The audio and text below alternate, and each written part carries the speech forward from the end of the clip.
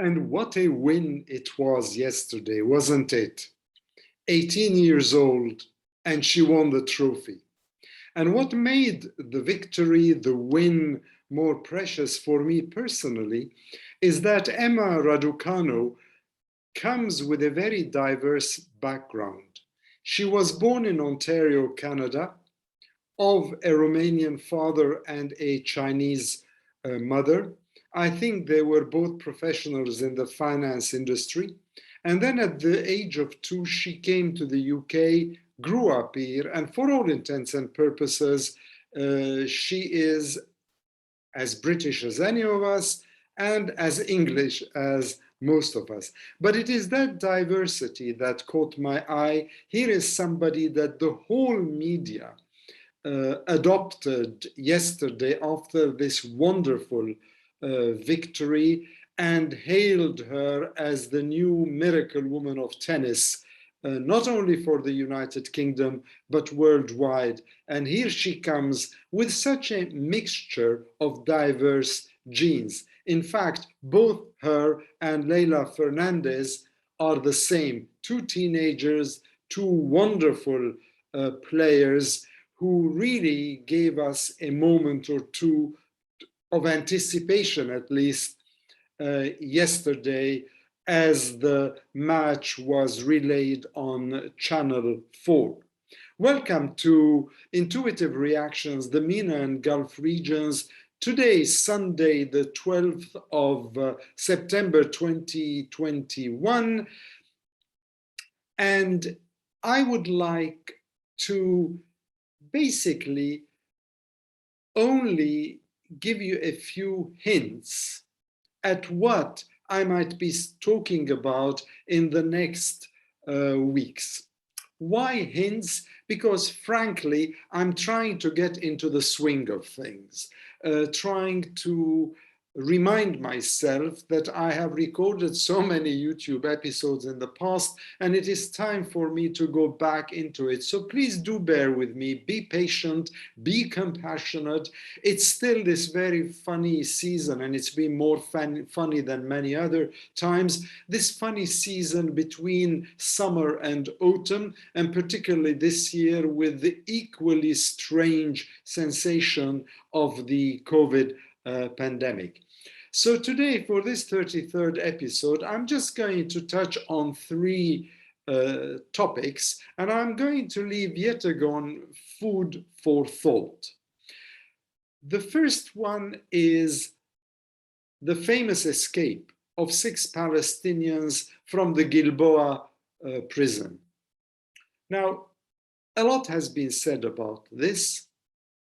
Many theories have been projected, forwarded, offered as to how these 6 people with a rusty spoon could dig a hole from under the sink in the bathroom, end up outside the prison, and then manage to escape to Nazareth. And why do I say Nazareth? Because 4 of the 6 escapees have already been arrested, and by the time you watch or you listen to this YouTube, there is every possibility, I do not deny it, that the other 2 will have been found as well.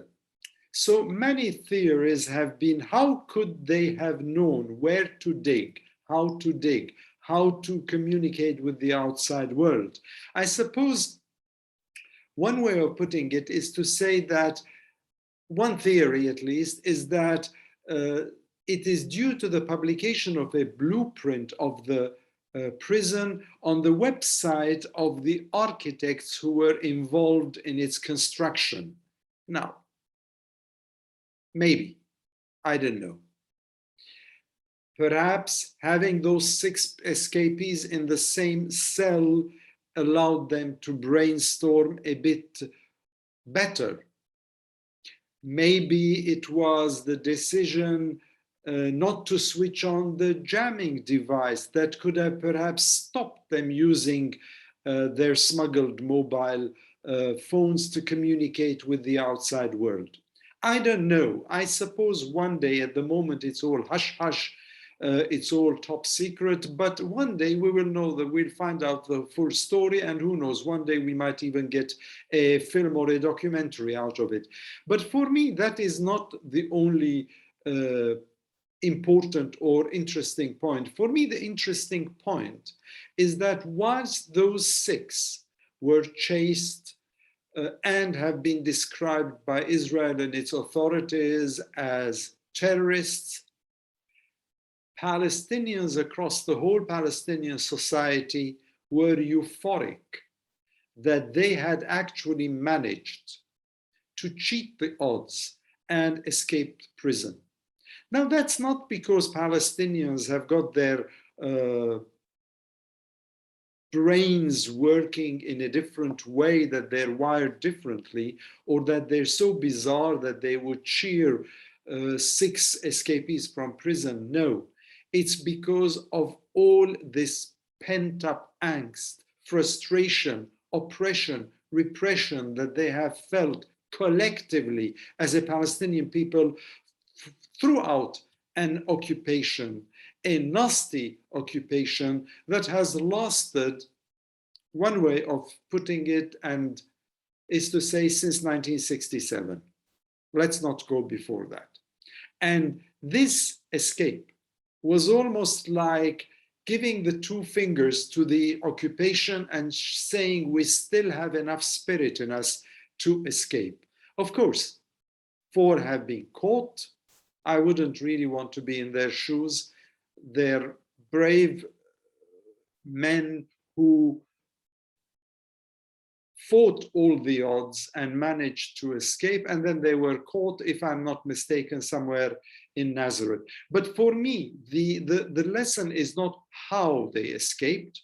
It's not even why they escaped. It's the euphoria felt across all cross-sections and echelons of Palestinian society and some of Palestinian society friends because of this frustration that when you have an occupation that constantly disempowers you, constantly muzzles you, constantly emasculates you, constantly makes you feel like a 2nd, 3rd, or 4th rate citizen, comes a time when the lid is flung off the pot and people rejoice.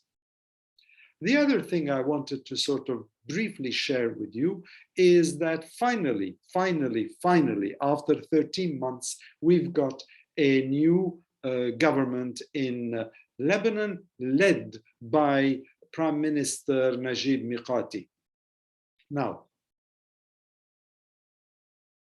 getting a government that satisfied everybody and that managed to avoid the whole plethora of vetoes by this party or that, this confession or that, was in itself an achievement.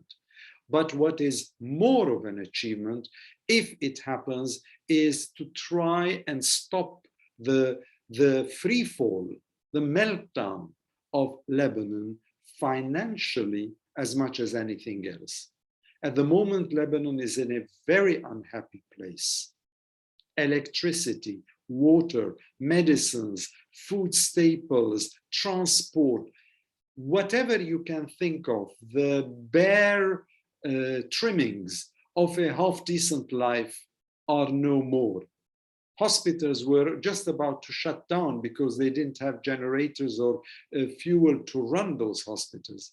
So the biggest challenge for the Lebanese Prime Minister and his cabinet, which has some good elements in it, but in my opinion also has some dubious elements, that they manage to work together, that they do not spend their time bickering, trying to turn cabinet sessions into tugs of war, that they manage to look at the welfare of the country and the ordinary citizen, 60–70% of whom are just about on or below the poverty line these days in Lebanon.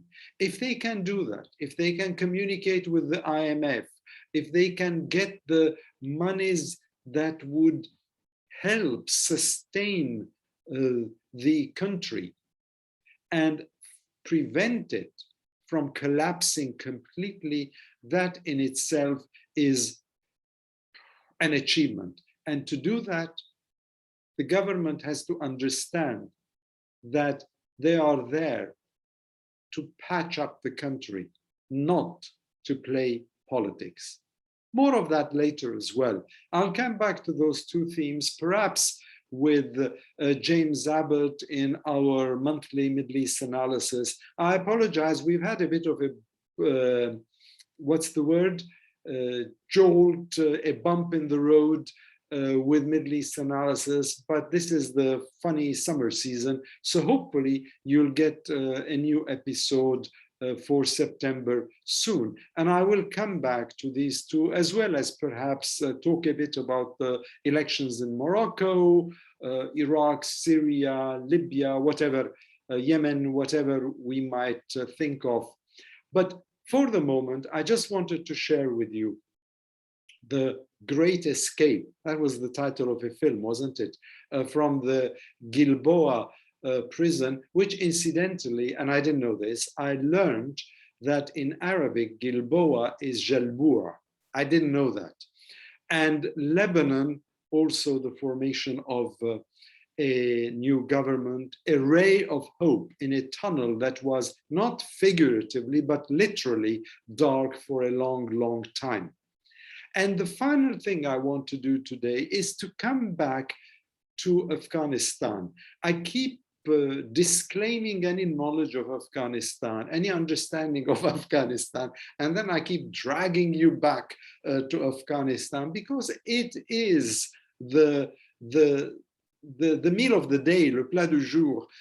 Everybody is talking about Afghanistan. Still, people are fixated on Afghanistan, and theories and conspiracies and hypotheses galore flying right, left, and center.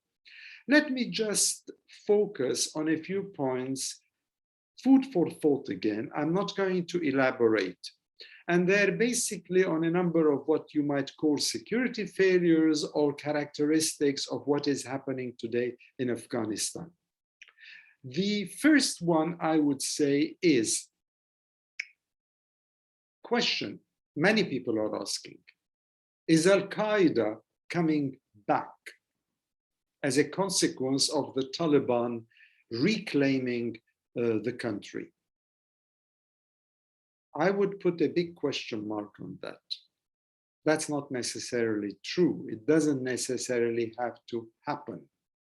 And I would ask you the question, would Al-Qaeda have found more fertile ground to come back or to try to come back? Because Al-Qaeda has morphed, it's changed. It's no longer the Al-Qaeda of 2001.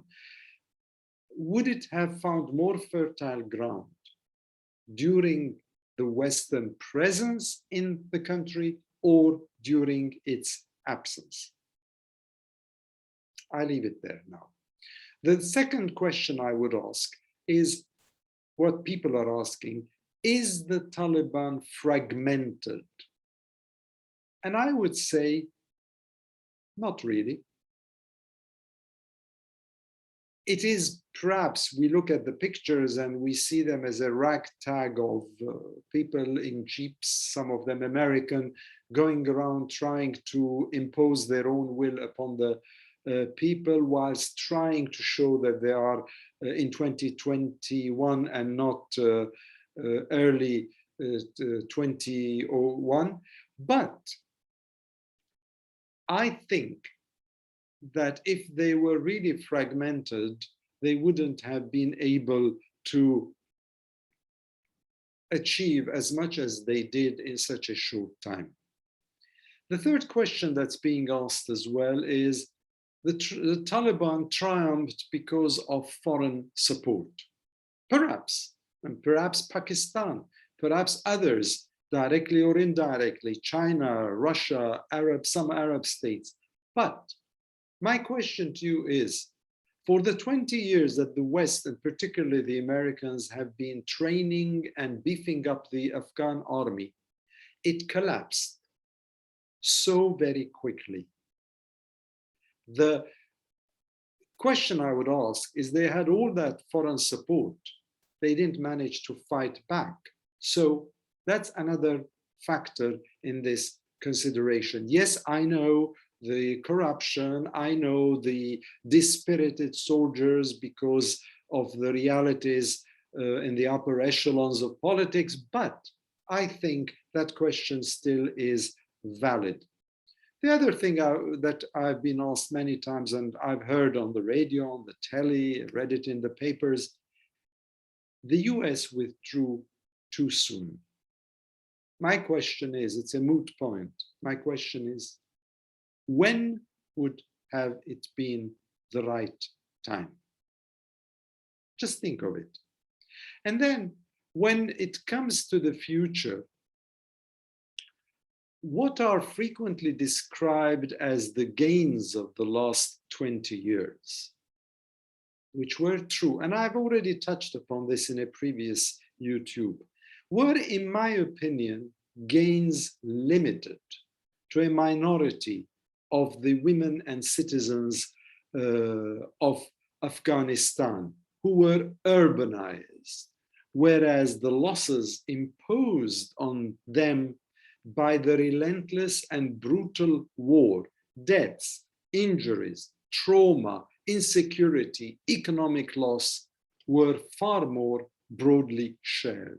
So I have a little bit of hesitation going around and saying, oh, all the advances that Afghani citizens, particularly the women and girls, obtained will all disappear. I would say yes, but would you localize and specify and define which women and which girls are we talking about? It's my opinion. Don't get too upset if I'm saying things that are counterintuitive to how you think. And then what I would also add is, finally, that those who advocate sanctions or more aggressive intervention again are a little bit need to rethink the matter, because I don't think that such an approach would necessarily help the Afghani people. What these people want to do, the senators in the US, the people who are sort of saying Biden did a bad job, yes, it was a confused and not very well organized withdrawal. I'm not sure about the comparisons with Vietnam, this, that, and the other, but I would say that those people who are advocating a return sooner rather than later, they only want to satisfy their own sense of wounded pride, because the record of the last 40 years of intervention in Afghanistan bears, in my opinion, tragic witness to that. So I stop here. I told you I'm trying to gradually get back into the swing of things. The Gilboa prison escape, the Lebanese government, and Afghanistan. I wish you a pleasant end to Sunday and to the week ahead. And I hope to come back to you, for those who are interested, with some more insights, perhaps digging a bit more deeply, probing a bit more deeply into some of the issues that I enumerated almost like headlines. In the meantime, yes, it was a wonderful tennis Grand Slam, and I hope to see you soon. Take care.